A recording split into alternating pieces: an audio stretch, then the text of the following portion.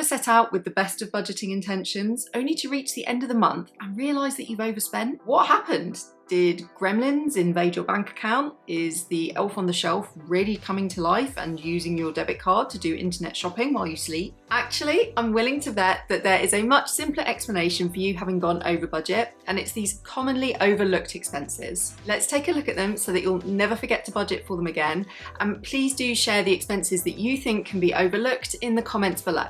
Let's kick off the list first of all with pets. When you first welcome a pet into your family, it's very common to think about all of the one-off costs that you need to fork out in order to bring them home. So that might include food, a bed, and any vaccinations that they need. However, have you remembered to factor in the regular additional costs that come every single month with having a pet? If you own a cat or dog, or even with a lot of smaller animals, you're going to want to get some kind of pet insurance because ouch, those vet bills can be really, really painful. I spent a lot of time trying to figure out whether we should get pet insurance for our new kitten Midnight, just because the regular cost is quite a lot. It's £20 a month, and given at the moment she's healthy, forking that amount of money out rather than putting it into a savings account where I would save for sort of any potential costs in the future as she gets older, sort of was a bit of a dilemma for me. But I did a lot of reading on it, and she's still new. We don't know what health conditions may develop for her.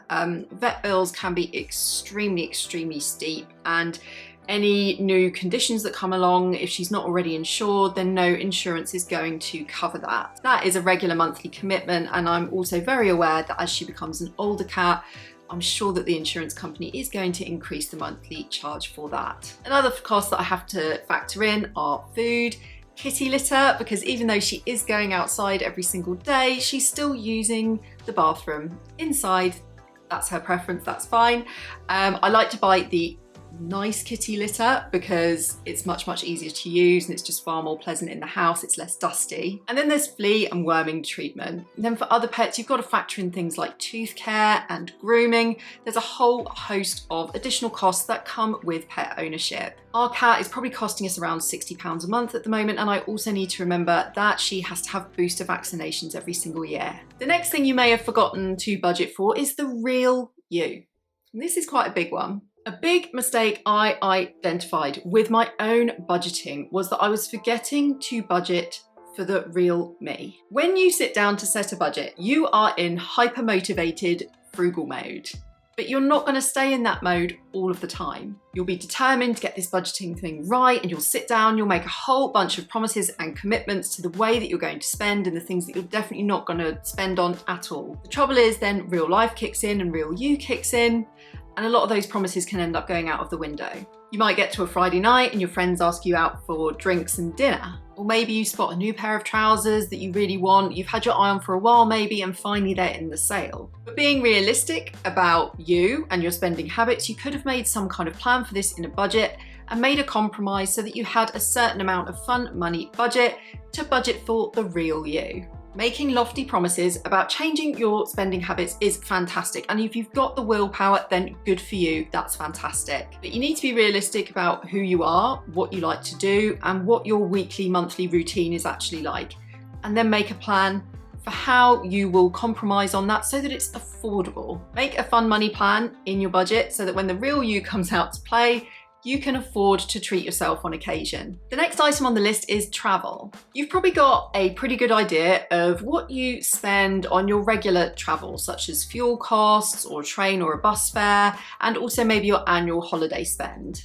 But what about trips to visit family members that might require a lengthy car journey or even a flight or even a very expensive train fare? This maybe crops up around the holidays or special occasions, maybe a few times a year. These little trips can pop up and they can cost £100 or more. Just remember to plan for all elements of travel over the course of the year. Moving on now to home maintenance. Owning stuff means spending money, and not just on getting the stuff in the first place. At some stage, your home and the stuff inside it is going to need money spent on it in order to maintain it and keep it working and looking good. And even if you can do that work yourself, such as putting a fresh lick of paint on a wall, it's still going to cost you money in order to get the supplies that you need. Always make room in your budget for the maintenance of your home and the stuff that you own. And don't forget to plan for your car as well. We can all predict expenses such as the MOT, obviously the service bill and the insurance bill. However, what if you need to replace one or more tyres on your car?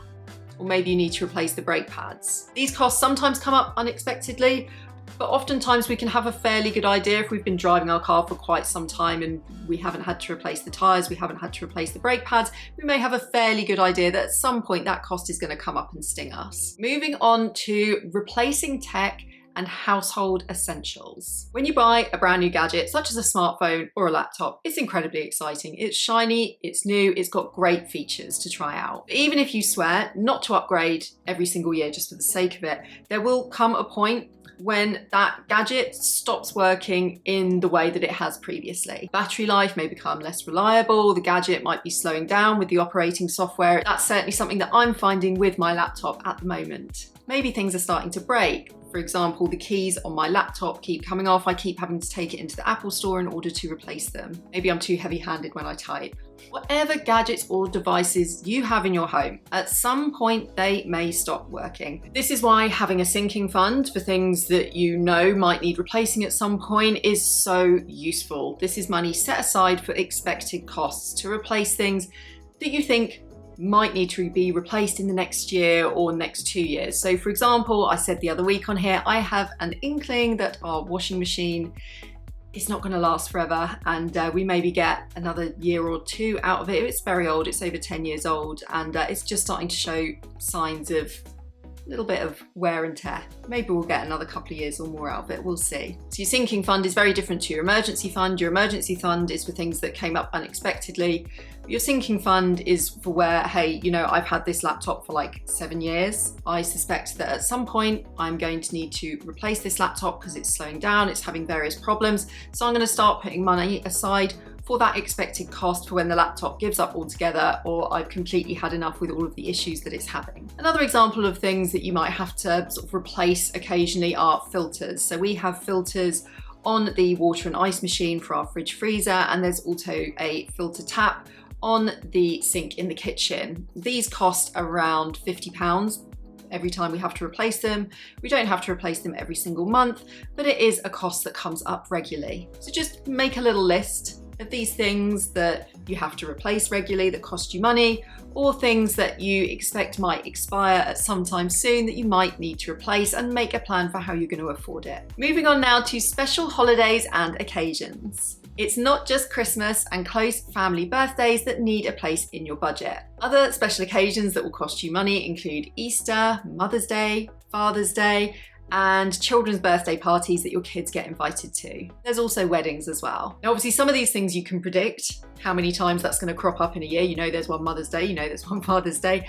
However, it can be harder to predict things like how many birthday parties your child might get invited to. I try to just go with the average, and on average, the kids get invited to about one a month between them, so I try and budget for that. Another commonly overlooked expense is what your kids do next, or more specifically, the bank of mum and dad. Raising kids is expensive. Obviously, you love them and every single penny of it is worth it. But I think that we can forget that while there may have been a day when we relied on the bank of mum and dad, one day we are going to be the bank of mum and dad. For those of you who don't know what I'm talking about when I reference the bank of mum and dad, what I mean by that is this is where adult children go to their parents for financial help. This could be help with a deposit for a house or any other kind of financial help. And typically with adult children, you're not just talking about a tenner here or there. You're talking about sizable sums of money in order to either bail them out or help them with big life expenses.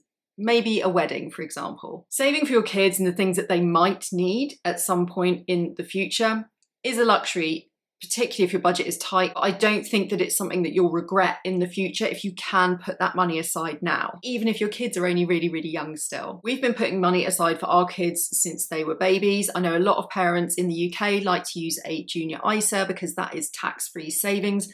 We don't have specific bank accounts in their names because we don't want them to have access to the money at 18. I'm sure that they will be very well-rounded, very sensible people at 18. However, we prefer to maintain control of the money. Now, for other people, it might work out much better financially, particularly if you're able to save large amounts of money every single month to use that junior ISA allowance. Another thing that you can do for your kids is start a pension for them, which I know, sounds crazy. That's money that they're not going to benefit from and for decades into the future.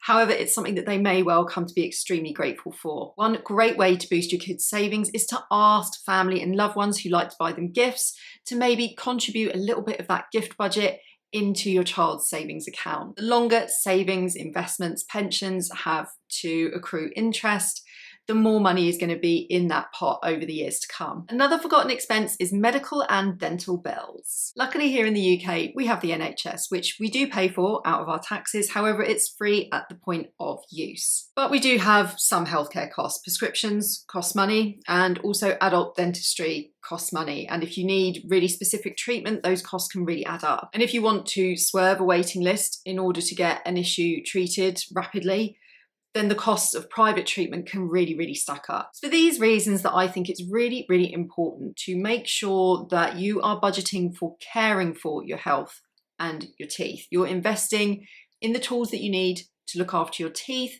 and you're taking steps in order to get exercise and look after your own health and well-being. That doesn't have to mean forking out for a gym membership. Obviously, it could be as simple as you invest in a really good pair of running shoes and start doing power walking or jogging on a regular basis. Prevention is far better than the cure, but it's also sensible to have money set aside for any prescriptions or dentist care that you might need over the course of the year. And the final commonly overlooked expense is your pension.